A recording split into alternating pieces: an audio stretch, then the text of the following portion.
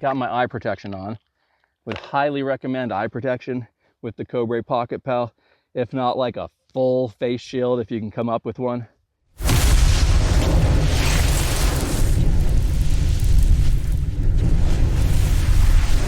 Hey y'all, Jeremy from Shooting News Weekly out of Copperhead Creek Shooting Club with the weirdest gun I own. This is the Cobray Pocket Pal. Cobray was around in like the 80s, especially early 90s. They were known for Mac 10s, that kind of stuff, the Cobray like street sweeper shotgun and some other really weird guns. This is called the Pocket Pal and it's a revolver. I know it doesn't look like a revolver, but when you push back here, it breaks open and inside there is a cylinder. Pull this really weird looking trigger to get the cylinder up to where you can grab it. And on the outside of it, like that old Webley, what do they call that? The zigzag or something? There's a pin on the trigger, and as you pull it, it follows this groove on the cylinder, and then it resets, and then it follows the groove, and then it resets, and that's what rotates the cylinder. This is a 380, and it fires out of the top barrel. There's also a cylinder for .22 long rifle, which fires out of the bottom barrel. So really weird. There's two firing pins here. They're both round, but obviously on the rim fire, it hits the edge, and on the center fire 380, it hits the middle. And that's how you can make kind of one gun with one cylinder style work from a top and a bottom barrel at the same time. Man, this thing is made out of pot metal. You can see all sorts of little pock marks in it. The casting is really bad.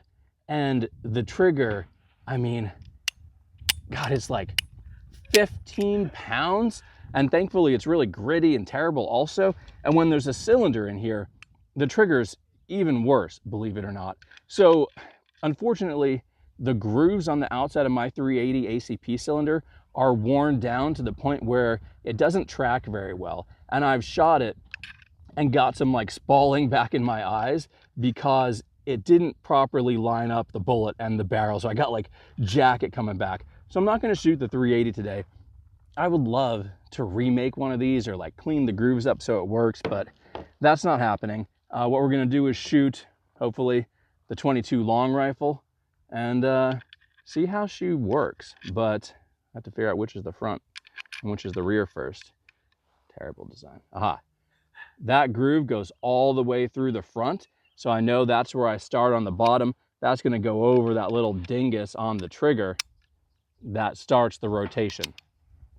And let's put some ears in. Got my eye protection on. Would highly recommend eye protection with the Cobray Pocket Pal. If not, like a full face shield if you can come up with one. Like a welding mask if possible. I really needed that when I was shooting the 380 cylinder, but all right, 5 shots. We're very confident in this.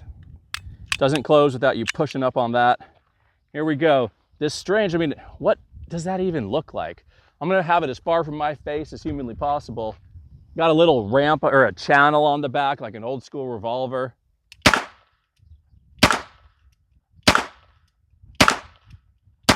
Holy crap, it worked. Now the trigger is locked.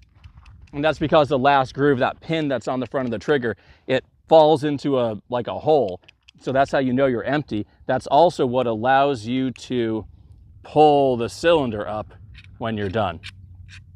So you pull it up, grab it with your third hand, you do something else, and then pluck the rounds out with your teeth or something. There you go. Combo 380 ACP, .22 long rifle, internal cylinder revolver with ergonomics made for a robot, made out of pot metal, the Cobray Pocket Pal. Please subscribe. We'll see you guys out here next time.